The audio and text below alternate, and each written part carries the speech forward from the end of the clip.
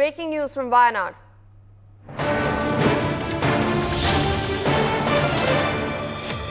The death toll mounts as rescue operations are underway. More than 290 people are reported dead from the landslides that have blanketed Wayanad. As per the latest count, more than 250 plus people are still missing.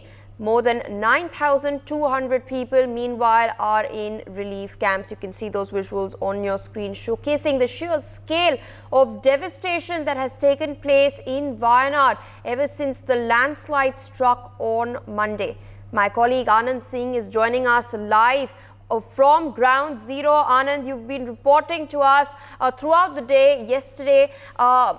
We have in fact been tracking updates from the ground. Rahul Gandhi was at the site as well. Rescue and relief operations are underway. The NDRF, the SDRF and the armed forces personnel are all working in tandem. They're leaving no stone unturned. They're building makeshift bridges as well in order to facilitate rescue and relief operations. How is the situation like on the ground today? What can we expect as far as the weather condition is also concerned?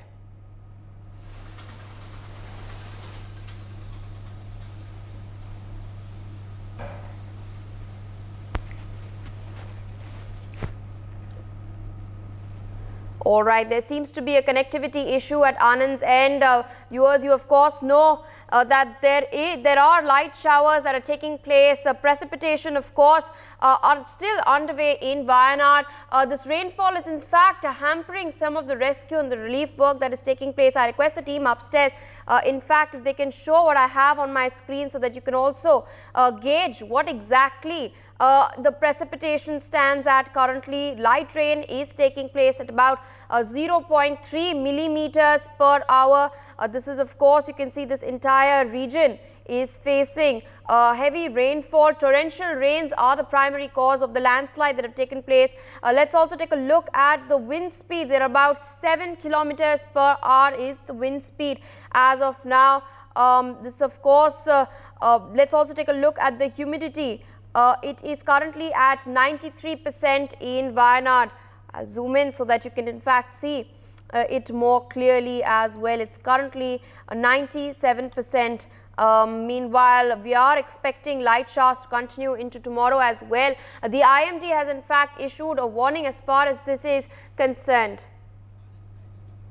It seems that Anand is back with us. Anand, your connection went off in between. I was asking you, what can we expect as far as the weather conditions are concerned? Light showers are still continuing. We're expecting them to continue way into tomorrow as well, and take our viewers through the rescue and the relief operations that are taking place on the ground, even as our forces are making sure that no stone is left unturned. It seems that the death toll is mounting. Yeah, Pia, look, even if we talk about weather over here in Wayanad, you can see light drizzling taking place over here. It's happening now, and even in the night there were several rounds of heavy showers that had hit Mepaddi area of Wayanad over here. So looking at the weather condition in next 2 days, we are not going to have respite from this kind of rain, and even the IMD had predicted of heavy rainfall in next 2 days. So even as the rescue operation has entered into the 4th day over here, around 298 bodies, dead bodies have been recovered from the debris that have been buried down the debris of the several houses that were hit by the landslides in Churamalu and Mundakai area of Wayanad. So on the 4th day, the Indian Armed Forces and several other operations of several other agencies that will be taking place, their first priority will be to look for any people who are alive, as one of the temporary bridge was constructed by Indian Army yesterday. It has been made operational, and now several of the heavy equipments are being moved over there to carry on the rescue work. And looking after the rescue work, we can tell you that the Indian Army and other several agencies, including NDRF, SDRF and the NGOs and several other relief operation workers, they are not going to leave any stone unturned to look for anyone alive. However, the chances are very bleak that anyone would be alive over there, because now more than 96 hours have happened after the disaster. So the second part of the rescue operation will be to dig for the dead bodies that are buried in the debris, and they will also intensify their rescue operation. They will be clearing the woodlots that have fallen in those villages. There are cutters which have been brought to cut down the trees, woodlots, to remove it from there, and then the poplin machines and Hitachis, big heavy equipments have been being moved over there to remove the soil and debris from the location. Back to you, Pia. Indeed, we've been seeing the use of JCB machines as well, especially by the NDRF teams, in order to clear out the roads on the ground. But we're still, searching for more than 250 people that are still missing. A disaster management coordination team has met the Army, NDRF, SDRF and local police personnel on the ground as well. Meanwhile, as per sources, the very first priority, of course, remains to rescue all of those who are alive, and the second is to identify all the dead bodies that have been found. Anand, what can we expect today as far as the rescue and relief works are concerned? We've been seeing that the personnel on the ground, they have been building makeshift bridges as well. Are there any particular areas where the water flow currently is very high, and due to this, more such bridges are going to be built, and more construction work is going to take place with regards to temporary structures?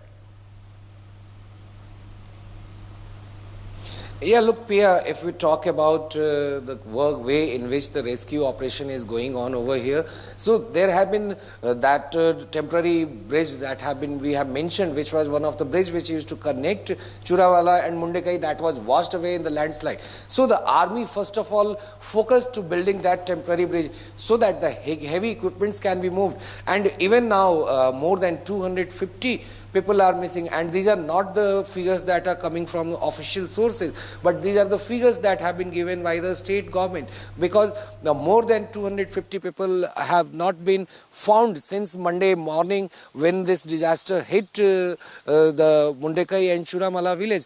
And we have mentioned yesterday that how more than 50 bodies were recovered 25 kilometers downstream of the river in Mallapuram district, that is just adjacent to Wayanad. So we can imagine what kind of devastation this landslide has caused, and looking after the efforts that the agencies including Indian Army, Indian Air Force, Coast Guard, NDRF, SDRF, they all are making proper coordinated efforts to bring out the people who are still stranded there, and they are looking if there are any signs of lives left, if anyone is still alive. So the main priority for the agency and relief workers is to look for the people who can be found alive. So after that they will be looking for the dead bodies which are buried in the debris, and clearing the debris won't be an easy task because it's mud and slit that has come following the landslide that took place in both the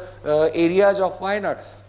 Removing those silt and mud from those houses is still a tough task, because look, weather is very bad over here. It's raining continuously, so removing mud in this kind of situation is itself a very challenging task. And looking at the condition, the way in which the river is overflowing, and even its wave is very high, so they will be not taking any risk, and they will be coordinating properly to continue the efforts to complete the rescue operations over there. Back to you, Pia.